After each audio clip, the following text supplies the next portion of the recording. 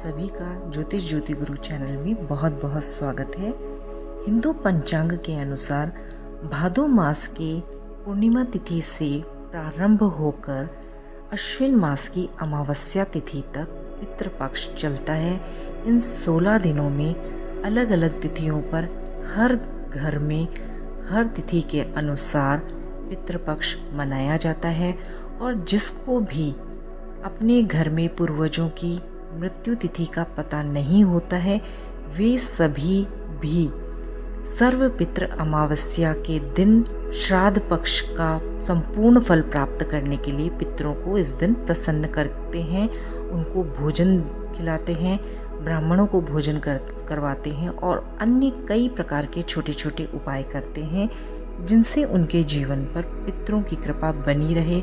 और अगर कोई पितृदोष हो या किसी भी तरह से पितृ कुपित हो चुके हों तो उनको भी शांति प्रदान करवाकर उनका पिंडदान तर्पण करके उनसे आशीर्वाद प्राप्त किया जा सकता है।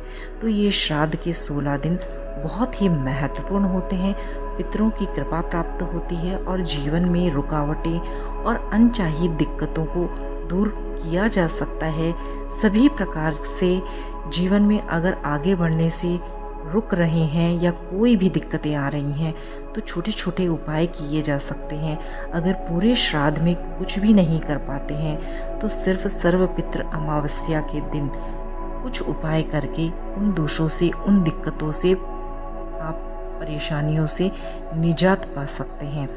एक सर्वोत्तम और सबसे सरल उपाय आपको बताती हूँ कि आप कुछ भी नहीं कर सकते हैं तो केवल दक्षिण दिशा की तरफ मुंह करके अपने पितरों को याद करके सिर्फ अश्रु भी बहा देते हैं, मतलब क्षमा प्रार्थना करके थोड़े से आंसू निकाल कर, लेकिन वो सच्चे हृदय से निकलने चाहिए।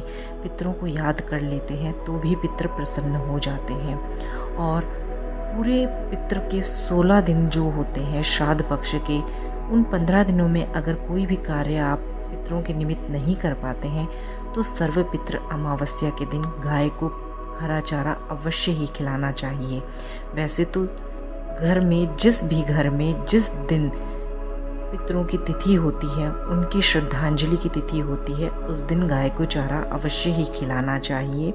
इससे पितृ अत्यंत प्रसन्न होते हैं और वे तृप्त होते हैं, क्योंकि ये सारे दिन श्राद्ध पक्ष के, जिन्हें कनक भी कहा जाता है या पितृपक्ष कह लें, ये पितरों को समर्पित होते हैं।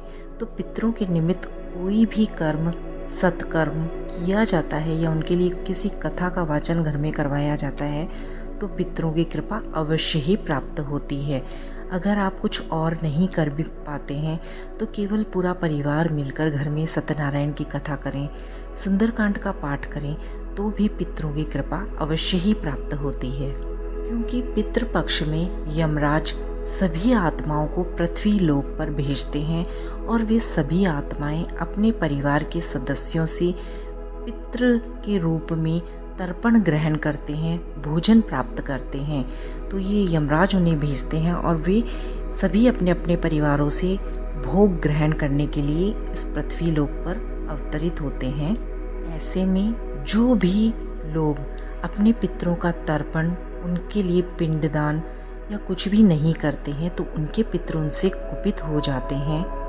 इसलिए पितरों के दिनों में पितरों के लिए श्राद्ध, तर्पण, पिंडदान अवश्य ही करना चाहिए। पितृपक्ष में पितरों का तर्पण, श्राद्ध करने से परिवार के हर सदस्य की तरक्की होती है, बिगड़े हुए काम बनने लगते हैं, अनचाही रुकावटें जीवन से दूर हो जाती हैं, सभी का स्वास्थ्य ठीक रहता है, बिना वजह घर में जो कलह कलेश होती हैं वो सभी दूर हो जाती हैं, घर में शांति का वातावरण बनता है और तरक्की के शिखर पर पहुंचना मुश्किल नहीं होता है, लेकिन उस स्थिति को हमेशा बनाए रखना मुश्किल होता है। तो जब पितरों का आशीर्वाद होता है तो उस तरक्की के शिखर को नियमित रूप से बनाकर भी रखा जा सकता है। तो पितरों के आशीर्वाद से बड़े बड़े कार्य बन जाते हैं। शास्त्रों में कहा जाता है कि जिस पर पितरों की कृपा होती है उस पर सभी देवी देवताओं का भी आशीर्वाद बरसता है और पितृ जिस पर कुपित होते हैं तो देवता भी उसके ऊपर से अपनी कृपा दृष्टि हटा लेते हैं। और पितरों के लिए कुछ भी कर देने से, उनका तर्पण श्राद्ध कर देने से घर के लोगों की तरक्की के मार्ग खुलते हैं और घर में सभी कार्य बनने लग जाते हैं। साथ ही पितृदोष का भी निवारण होता है। मान्यता है कि पितृपक्ष में श्राद्ध, तर्पण, पिंडदान करने से पितरों की कृपा प्राप्त होती है, पितृ प्रसन्न होते हैं और अपने परिवारजनों को सुख, संपन्नता और समृद्धि का आशीर्वाद देकर जाते हैं। वैसे तो पितरों का श्राद्ध, तर्पण उनकी मृत्यु की तिथि पर ही करना चाहिए, उसी दिन ही उनका श्राद्ध कर्म करना चाहिए, पिंडदान करना चाहिए और भोजन वगैरह की व्यवस्था करके ब्राह्मणों को भोज करवाना चाहिए। गाय, कुत्ते और कौवे को भोजन करवाना चाहिए। लेकिन अगर किसी की तिथि पता नहीं होती है तो सर्वपितृ अमावस्या के दिन भी हम उनका तर्पण, पूजन, पिंडदान, भोजन की व्यवस्था कर सकते हैं। तिथि से मतलब है कि जिस तिथि पर उनकी मृत्यु हुई होती है, चाहे फिर वह कृष्ण पक्ष हो या शुक्ल पक्ष हो। जैसे मानिए चतुर्थी में कृष्ण पक्ष था या शुक्ल पक्ष था, तो श्राद्ध पक्ष में चतुर्थी के दिन ही उनका पुण्यतिथि या श्राद्ध कर्म, पिंड तर्पण किया जाएगा।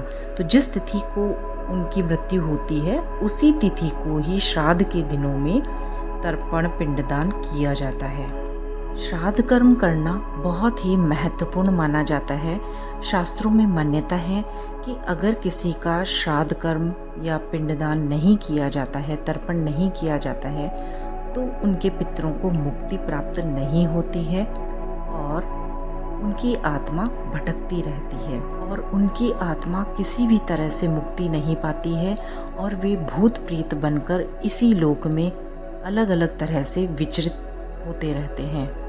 इसलिए पितरों की मुक्ति के लिए श्राद्ध पक्ष का विशेष महत्व है। माना जाता है कि जिनके पितृ उनसे कुपित होते हैं उन्हें पितृदोष भी लग जाता है। सभी दोषों में कुंडली के कितने भी दोष हैं, उन सब में सबसे बड़ा पितृदोष माना जाता है। यह सबसे भयंकर होता है। जिसकी कुंडली में पितृदोष होता है उसके बनते बनते सभी कार्य बिगड़ जाते हैं। घर में कलह कलेश और ना जाने कितनी तरीके की बाधाएं उनके जीवनों में, अनचाही तकलीफें उनके जीवन में आ जाती हैं।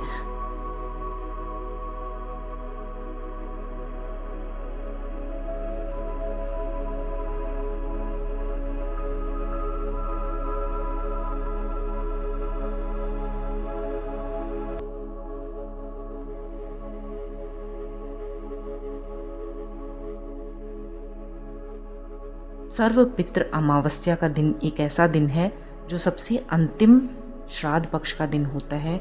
उसमें आप ये उपाय करके अपने पितरों की कृपा प्राप्त कर सकते हैं, पितृदोष से मुक्ति पा सकते हैं और किसी भी तरह से अपने पितरों के निमित्त ये कार्य करके आप पितरों को प्रसन्न करके, तृप्त करके उनको इस लोक से पितृलोक में वापस भेजने की प्रार्थना कर सकते हैं।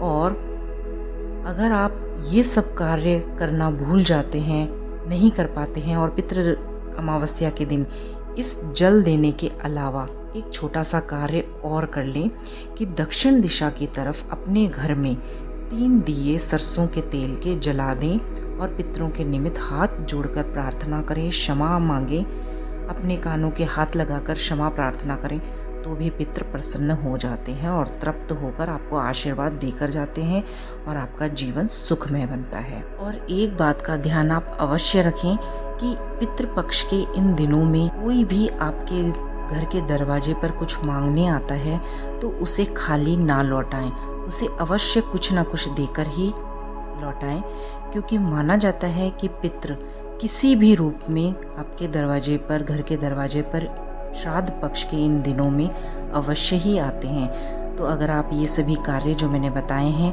उन सभी कार्यों को इन 16 दिनों में अवश्य ही करें।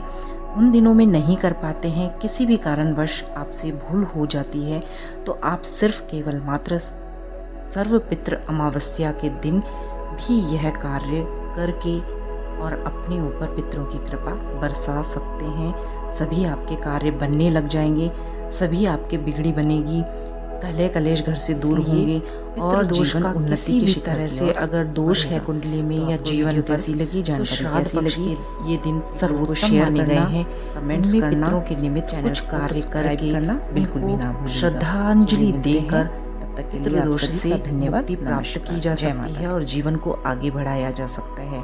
अगर आप कुछ भी नहीं कर पा रहे हैं तो एक लोटे में शुद्ध जल ले लें, उसमें थोड़ा सा गंगा जल डाल लें, थोड़े से काले तिल डाल लें और कुशा, थोड़ी सी कुशा डाल लें। ये आप दक्षिण दिशा की तरफ मुंह करके धीरे धीरे अपने पितरों का नाम लेकर या ओम पितृ देवताय नमः इस मंत्र का जाप करते हुए 108 बार आप जाप कर लें और फिर इस जल को आप धीरे धीरे दक्षिण दिशा की तरफ अपने पितरों के निमित्त अर्पित कर दें।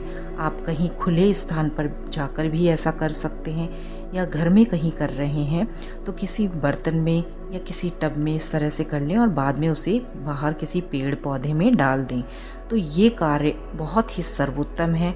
अगर आप कुछ भी पितरों के निमित्त बहुत बड़ा कार्य नहीं कर पाते हैं और सिर्फ मात्र इतना सा उपाय भी कर लेते हैं तो आपके ऊपर अपने पितरों की कृपा प्राप्त होती है, वे तृप्त होते हैं और आपको आशीर्वाद देकर जाते हैं। तो आप 16 दिन जो श्राद्ध के चल रहे हैं उनमें से किसी भी उनकी तिथि पर कोई भी श्राद्ध कर्म करना भूल गए हैं या नहीं कर पाए हैं या आपको कोई तिथि उनकी याद नहीं है तो सिर्फ केवल मात्र